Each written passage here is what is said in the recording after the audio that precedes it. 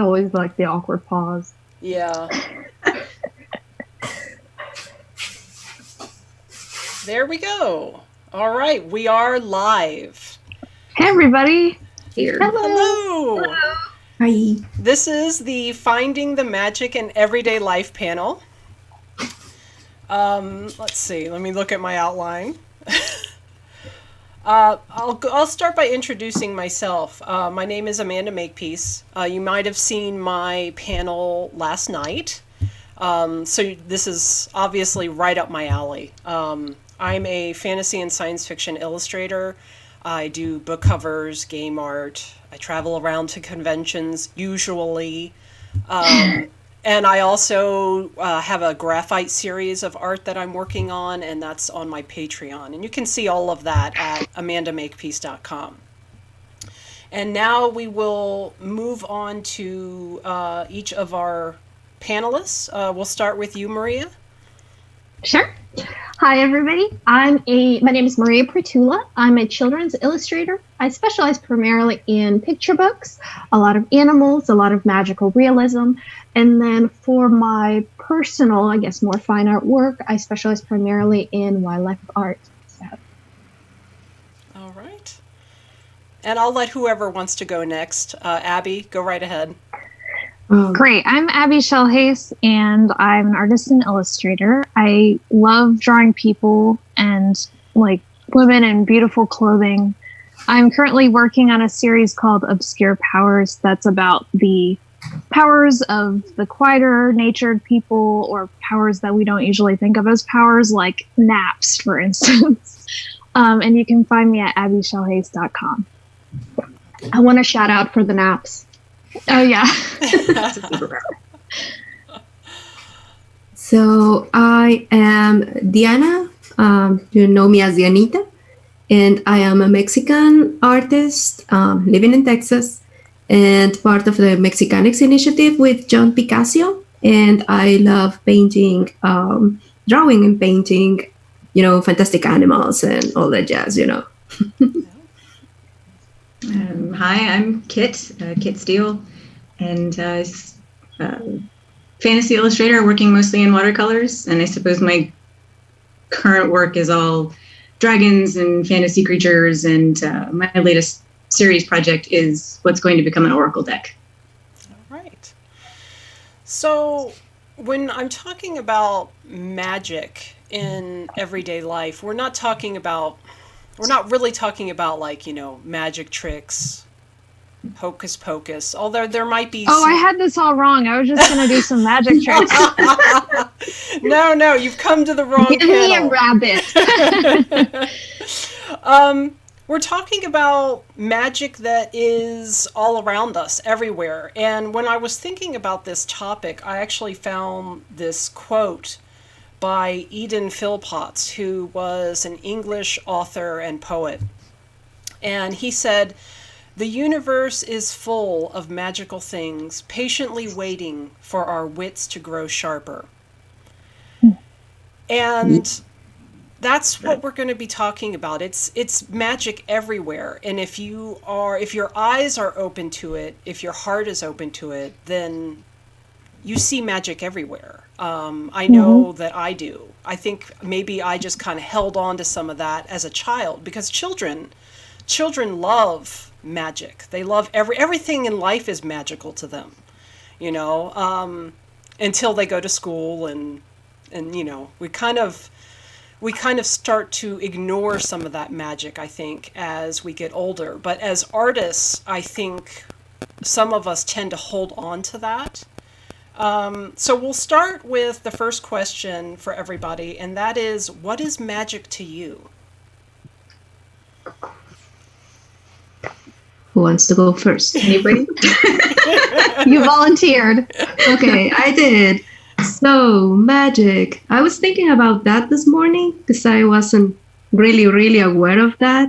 But I think I define it as that moment when we look at our reality and then we decide to look beyond, where we can just understand it through our own perspective and our, as you were saying, like our own symbolism, our own interpretation of it, but without it like looking like a weird religion thing, but something very spiritual, I guess. Like I don't know, letting our imagination like go wild and explain to us what we cannot explain just by science or grabbing a book about it. Just like, Right. that's it. Oh, that's such a good way to put it. I think as I was thinking about it, I'm thinking magic to me is combining memories with hope for the future. So things from my past that were really special to me or in my childhood meant a lot to me. Trying to bring that to my present and my future and imagining my ideal world and then trying to bring that into reality in any way I can, whether it's painting or drawing it or just making my surroundings feel magical that way. Yeah. It's a beautiful definition. I'm actually taking notes here. I have my pen too. I'm taking notes. So, for me, I actually come into arts from a scientific background. So biology, medicine, facts, all of that is very close to my heart. I think it was something that's very necessary. But at the same time, when I think about magic, and I think this is going to echo what Dianita and Abbi have said, just in different words, magic and kind of that that aura or that feeling that you're putting into your art, depending how you describe it, for me is always going to be love, comfort, and again, it's kind of being open to the possibilities and opportunities as well. And I think it does require very much a lot of optimism. So anybody who gardens, anybody who works on, kind of long-term projects, especially within the natural sphere, is going to be able to kind of understand a lot of that as well. Yeah. I think for me, magic is just that sense of wonder, which can happen anytime, any place. Walking out to get the mail and you, like a cardinal passes your path, and that's just, and there's so many other little random moments that if you just stop and see beyond the mundane, there's wonder in pretty much everything. So it's, and at least for putting that into art, I definitely agree with Deanna's look at the reality and then look beyond it, or just be open to what's beyond whatever's right in front of you. And I think it does take a certain amount of being aware of the world around you. It's easy to think, oh, I'm just walking to the mailbox. But there's a lot of things that can happen from your front door to the mailbox. You mentioned the cardinal flying by. I went to my mailbox once and the stop sign on the corner, there was a Cooper's hawk just sitting there. And that was kind of a magical moment. It was unexpected, but I was observant. I was aware of my world, my surroundings, and what was going on. So that made me open to experiencing that, whereas some things I think can be easily overlooked when we're not open to things. I think you made a very good point about magic earlier, Amanda, when you said that what it's like to be a child again, or see things the way kids see things before we train out of them all of the that's a magical thing, that's a wondrous thing, like there are no monsters under the bed. Right. Before we drum that out of kids, they're generally much more aware and much more open to what's beyond everything they can see, taste, touch, and feel. Right. Yeah. No, exactly. So what do you all bring? How do you bring magic into your daily life? Is there something, or is it more subtle? I mean, is it even just maybe the art is the magic in your daily life? I don't know. So whoever wants to start with that. I think like Mariya mentioned, you mentioned gardening, and that's something I love to do. It's, I've been collecting wildflowers into my garden since I was a little girl, And when I was a little girl, it was because I didn't have any money, and so I'd just find violets in some corner of the yard and bring them into my garden and just be. And Amanda, like you were saying, just observation, keeping your eyes open for things that are beautiful and that you can share a moment with and appreciate them. For me personally, I think it's probably more on a, well, what to me seems like a quieter end of things. And then, I open up my pockets that have a bunch of rocks in them. And Yes. It's like, you're nuts. I can relate to that. I was, at our weekly sketch night, and I'm like, oh, here's my thinking rock. And it's like a rock that I picked up, near Fairy Falls in Scotland. Mm-hmm. And they're like, oh, this one's from Loch Ness. And like, oh, hey, this one's from Hawaii. This one's from Iceland, And that kind of takes you back, I think Dianita said, through memories as well, and kind of connecting through that. But, you don't have to be a pack rat or like super cozy or super hygge. Just have something that's really personal to you, and does make you pause or does make you think of that wonder or happier things. I mean, for me, I kind of feel like I was born the exact same way that I'm thinking now. That I didn't really, as a child, I was thinking the way I do now. And I think to most people, that's a little different. And my brother, we have a huge age gap. We have about 13-year difference. So for me, like, I think after I moved to the United States when I was 12, I was just kind of still in that mental state and still kind of trying to learn the world. And so the learning of the world never stopped.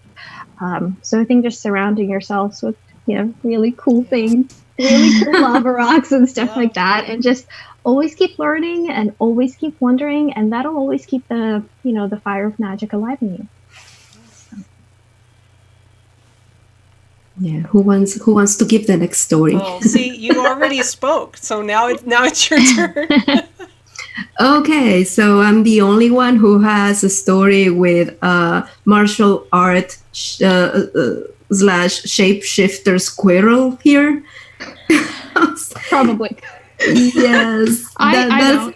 When you were saying like, oh, a bird, and when I was walking through the mailbox, I was like, what the hell is that squirrel, like trying to scare me or something? And then I tried to take a picture of it, and it just appeared so blurred that I just named her my shapeshifter squirrel.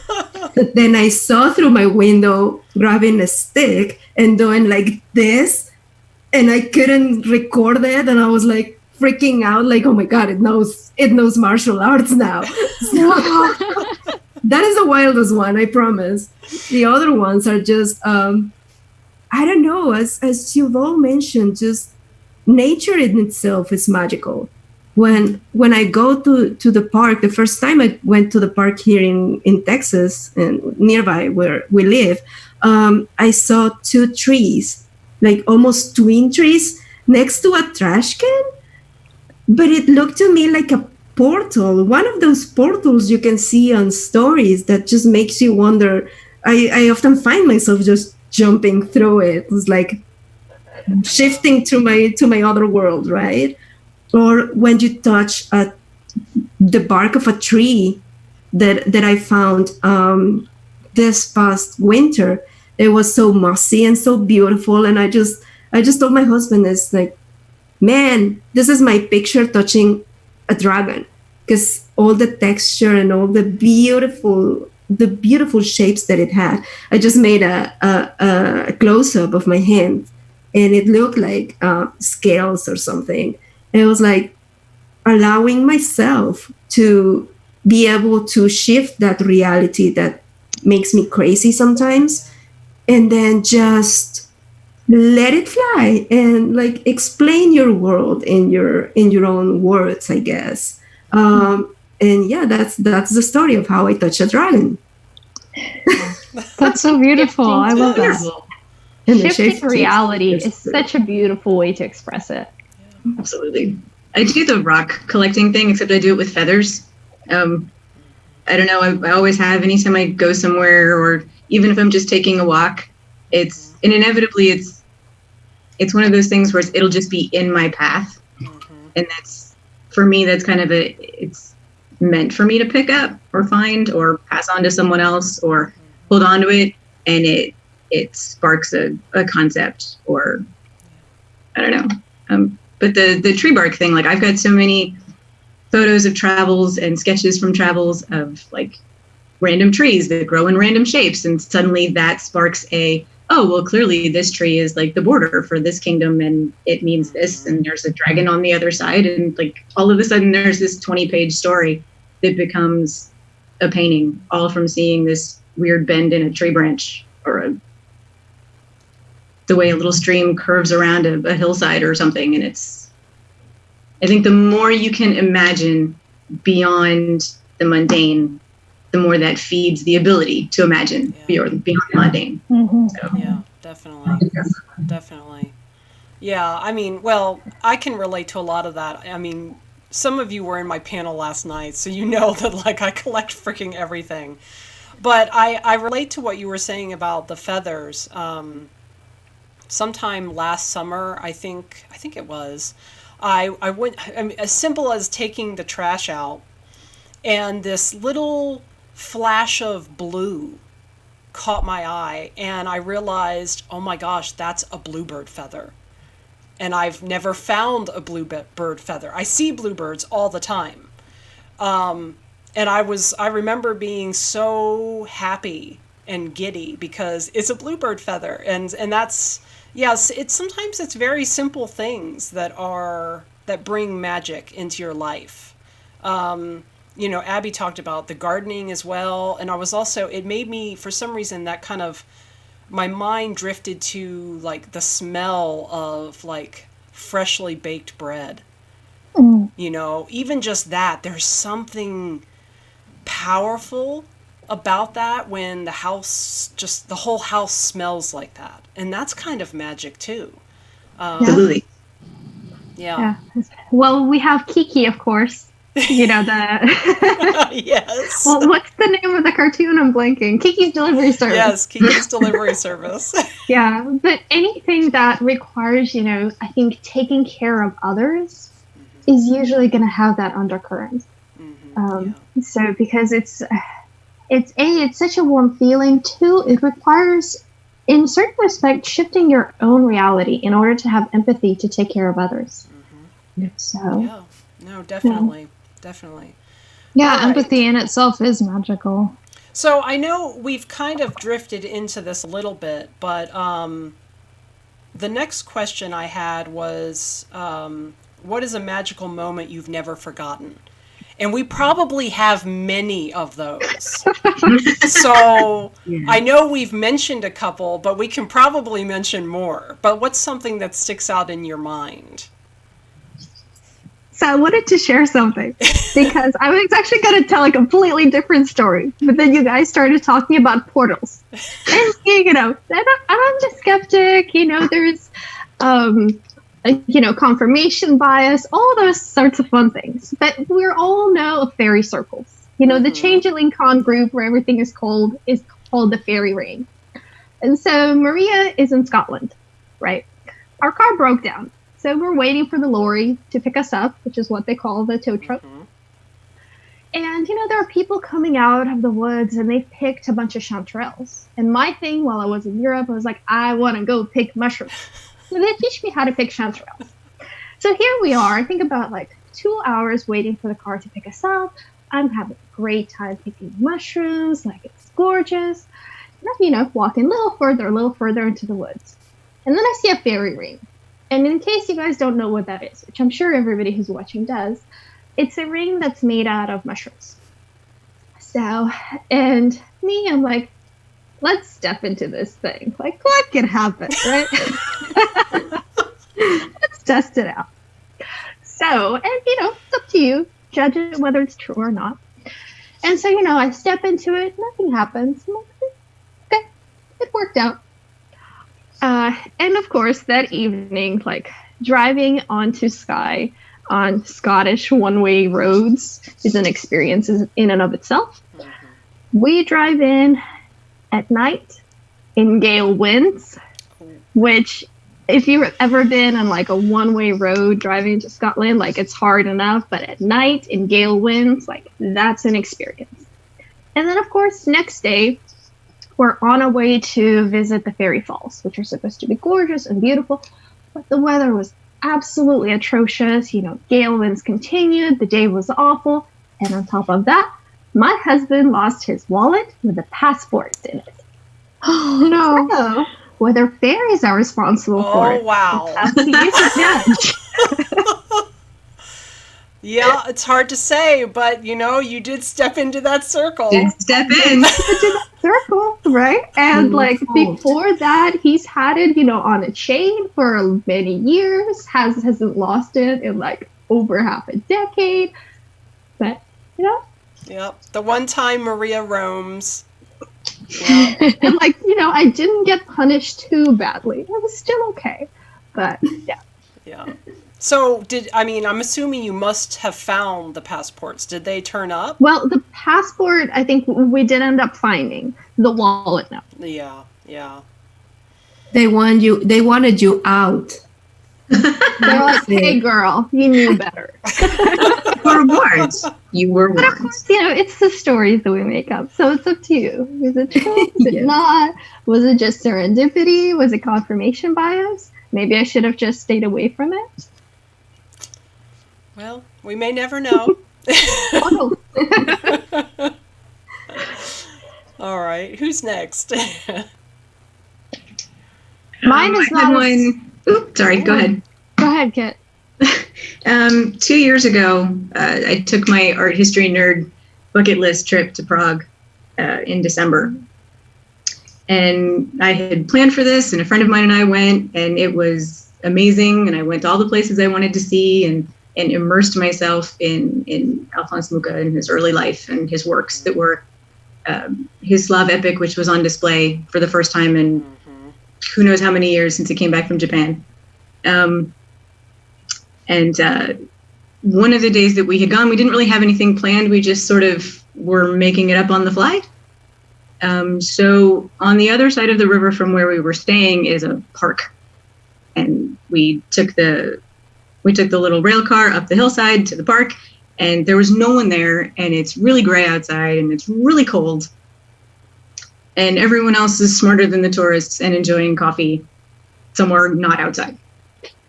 And all I really wanted on this trip was snow, because I live in Florida.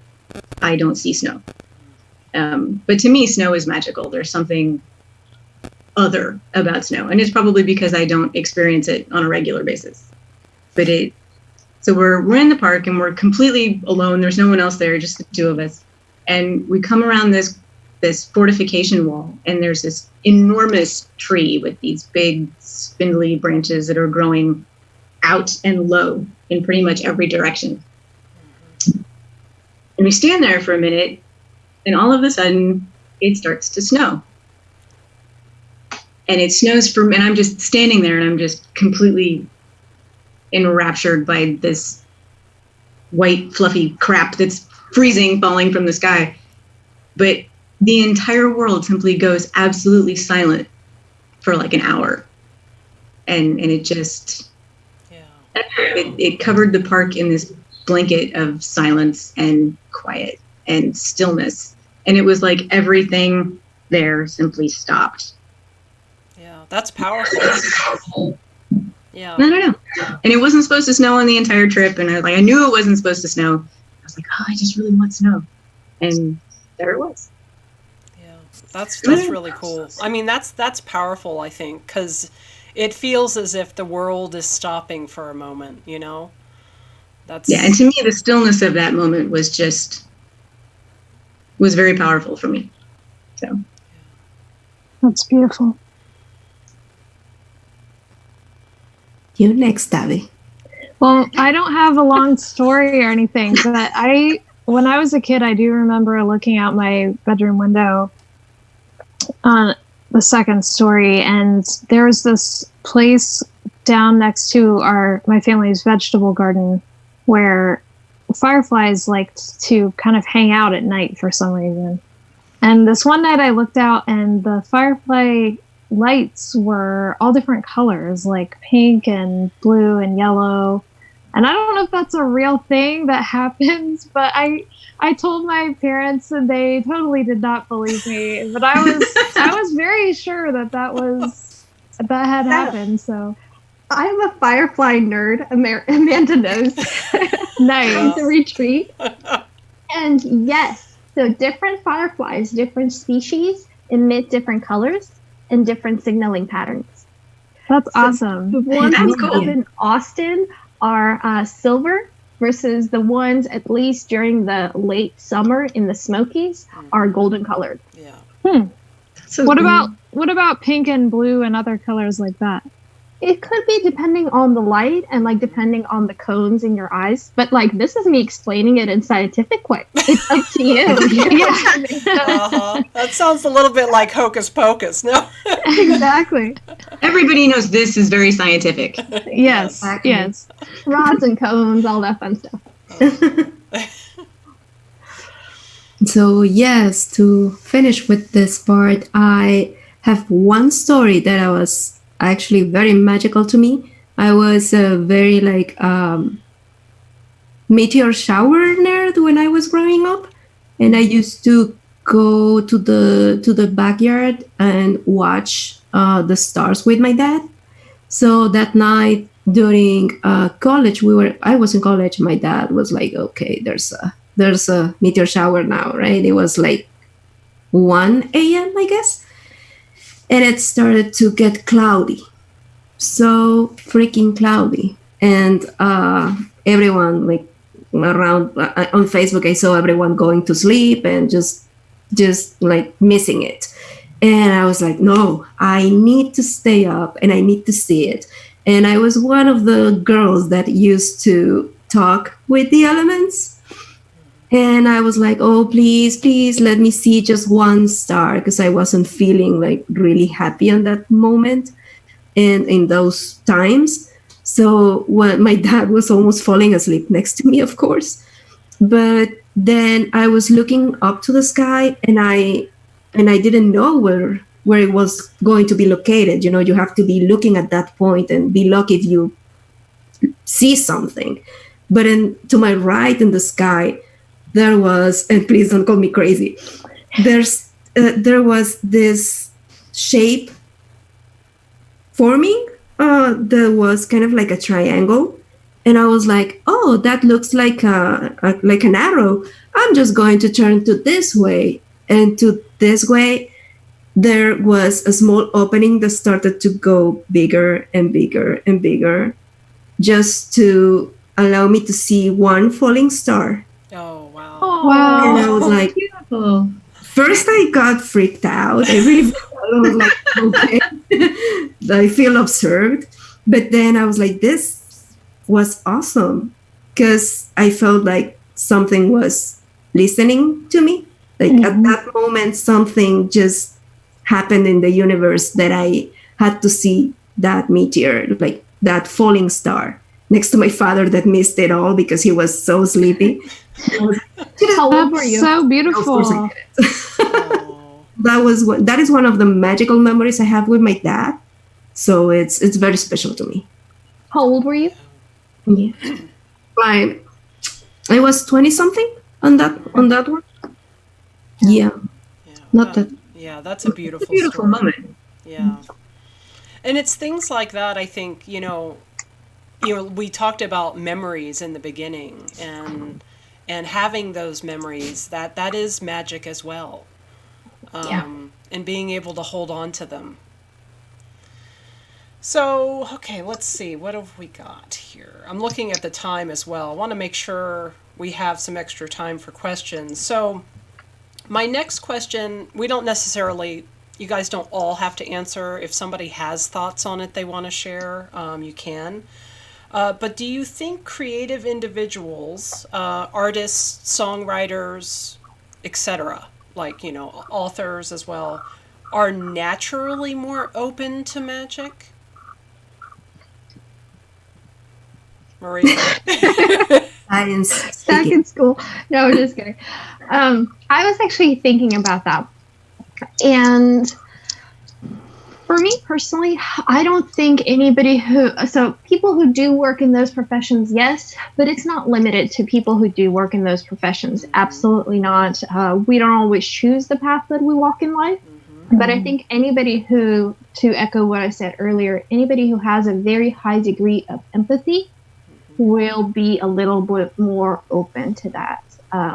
Anybody who's kind of has a bit more open-mindedness about the emotional capacity of things and trying to kind of feel how the others are feeling. Yeah, absolutely. Now, will that make you go into finance? Perhaps for a little while, will you go, people who are in arts? Yeah, probably. But I think we do have a lot of people who are songwriters or in the arts also who just take a completely different road as well, which is valid.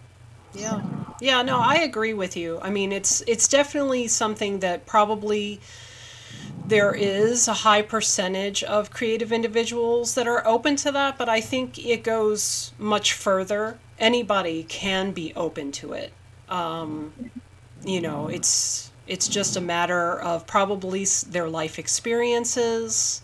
Lots of different factors go into that, but I think anybody can find magic in the everyday.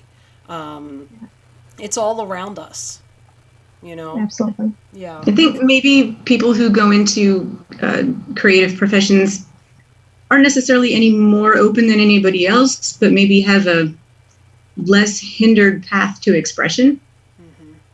Like there's fewer boundaries to the ability to express it or the desire to express it, or at least get close to your interpretation of magic in the everyday.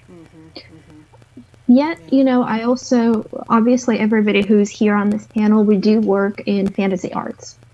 And I do work and network really heavily within the children's illustration community. And I would say there's definitely not as high of a degree of people being receptive to emotional magic, as here. So it definitely is a little bit different in here than everybody else. And also how people interact with each other within kid-lit community versus fantasy community is very, very, very different. Yeah. I didn't realize that. Tell me more about what the difference is. We'll talk about it later. I think that's true, though. I mean, that's probably true across all the different, just in art and illustration. It's easy to forget that there are different bubbles, basically, of this larger industry. We don't always think about it because we tend to focus on whatever little circle we're in. But yeah, I'm sure that it varies across the board. And just to add a little bit more, coming from a technical background, I also think that our lives are kind of like directed to, I need to solve this problem, like this real problem in this real life. And even though, as Mariya says, we need to have empathy, but sometimes our minds are just going through that way of solving things or making some questions that need to be asked and answered like this. But we as artists and the people who have this artistic and creative mind, no matter the branch they do, we are all asking, what if this thing could be this other way? And we go pursuing that kind of answers that no one is going to say because they sound a little bit dumb sometimes. But it's like we pursued that kind of knowledge and like personal knowledge, and we share it for the ones who cannot because reality just falls too hard on them or too hard on us at some point. So I think songwriters, musical artists, whatever kind of art you do, you are sometimes the voice of that creative person that is too like swallowing on the reality. And you're trying to pull them like, hey, what if you think for 2 seconds that life could be like this magical thing, not like that gray thing that we have to pursue every day. Yeah. Exactly. Yeah, and that leads into what was going to be the last question, and that was, does this magic manifest in your art and your creative process? And of course it does, to varying degrees. And you really touched on that, I think. Yeah. Sorry. No, go ahead. Yeah, I mean, go ahead. I think that for the process of making art and to create it, one has to. I'm learning that one has to be like sometimes very have a lot of discipline and let that gray part of the life, like some systematic happenings process going on, but just allowing ourselves just to some people find magic just in sitting down, putting the brush, the watercolor and paint. As a friend of mine that she is like so happy that she's now painting, and it's just like I think this is a recurrent theme for me, is like allowing ourselves to go through that path and don't follow that systematic path with our minds in a systematic way, but our minds like go and enjoy your world and let me just put it into this image with my systematic process. It's not, I guess. Exactly. Yeah. But you absolutely have to allow yourself to daydream. Because, and I'm actually kind of curious. So when everybody who's on this panel, and you're welcome to answer or not, when you're reading, do you see images as you read, or do you just kind of understand the words and the meaning beyond them? Like, is it like watching a movie for you, or for how me, does that it's like watching a movie. It's very detailed, and in fact, I don't want to take up all the time, but like for me, when I'm daydreaming a painting, it is kind of like a daydream, and I see the entire painting in my head, in color, what I want to do. Now, I'm always open to changing and adjusting things as I go, but that initial inspiration is just like a full work of art in my head. Yeah. And then, of course, we spend the time, like Dianita said, using that process and using those tools, trying to learn how to put what's in our head and communicate it. It very much is a language to, put that down on paper. Absolutely. Yeah. So.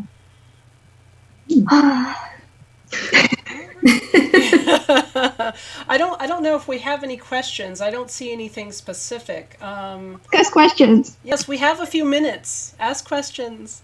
Not, I'll go talking.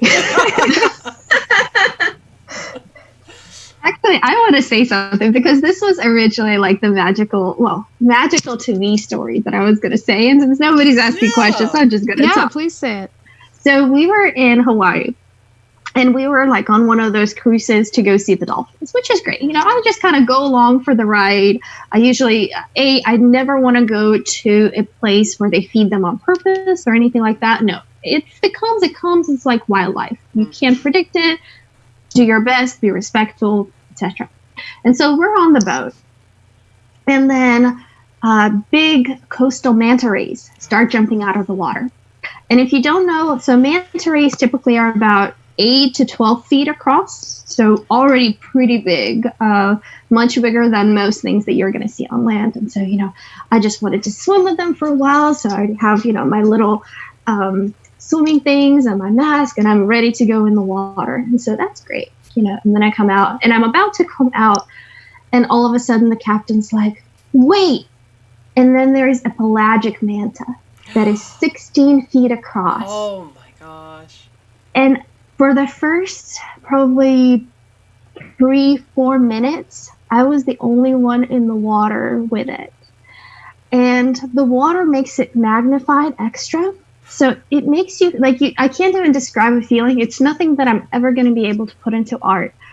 But you're just this tiny speck swimming in the same rhythm as this giant creature below you. And at the time, I remember I was just being so stressed. And that experience pushed a reset button in my brain. And so whenever somebody asks me out, like my husband, what is your favorite experience? That was. And we were close to the coast. You know, usually to experience something like that with pelagic mantis, you have to go like way out. Wow. But yeah, it was incredible. That's amazing. That's a moment. That is an amazing experience. Yeah. All right, so we do have one question. What is your greatest inspiration?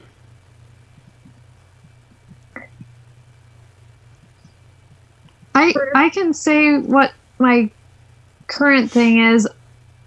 I don't know if this is the answer that the person was looking for, but I've been thinking about how to incorporate more of my personal feelings into my art. And I've been kind of imagining the ideal place that I would like to live someday. And I don't know if it's realistic.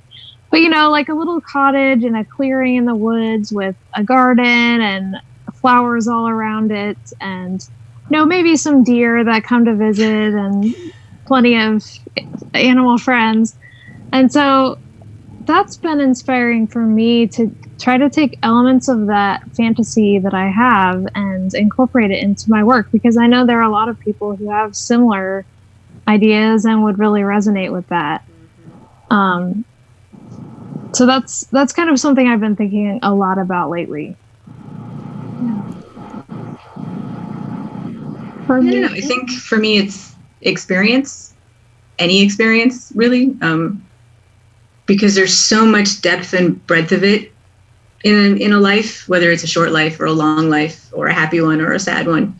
And everybody at some point in their life will understand a different part of that experience, whether it's the loss of a loved one or making a new friend or, you know, living on your own for the first time or whatever those are, or walking through the woods or, you know, hearing snow for the first time, like just everything and all of that you can bundle up in it and share with someone else.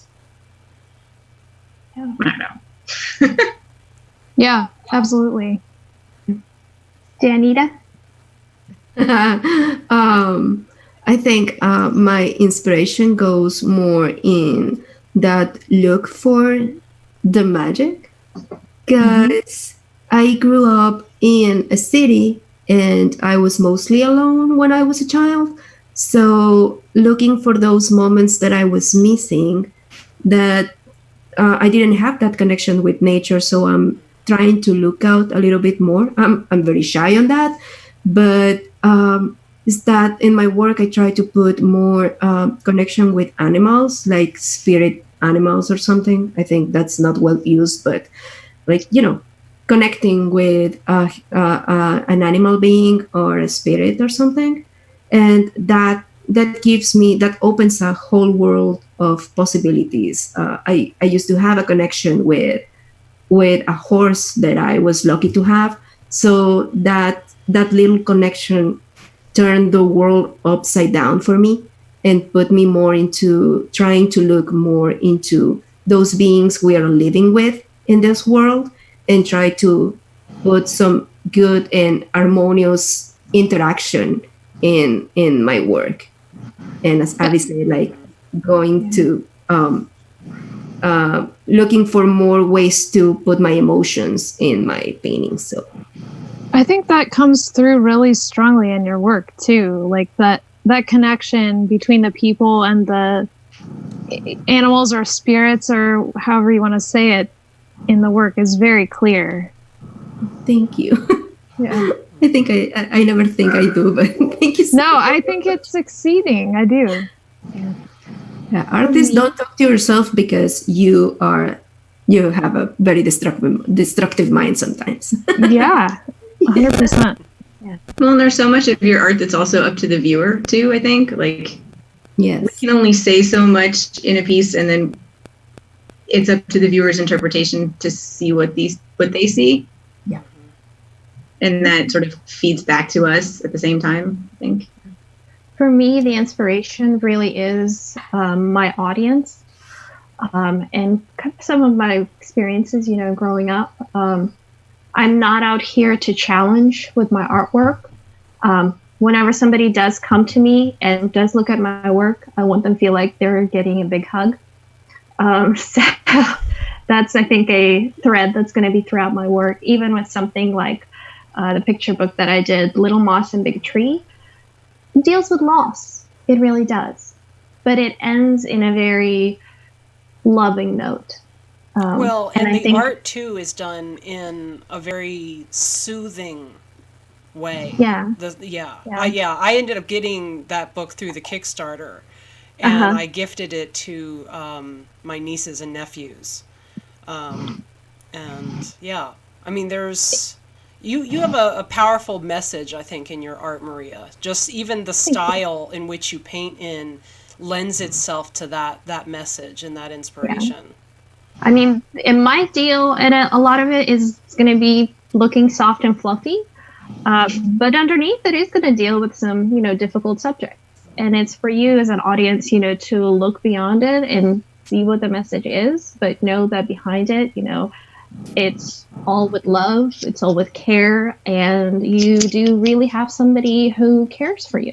So even if we've never met. So I think that's the inspiration really for me. That's beautiful. That's beautiful. That is. And that's magic. Well, I think we're out of time. I do want to just say thank you to all of you on the panel and all of you who have joined us. If you want to go back to the Fairy Ring group, the next event is actually an AMA with a bunch of our guest artists, and it's going to be in the group. So no Twitch streaming, just pop in, you can ask anything. Should be fun. Yay! Thank you so much for moderating. This is fun. Thank you so much. Thank you, Amanda. Thank you. Take care, everyone. Bye.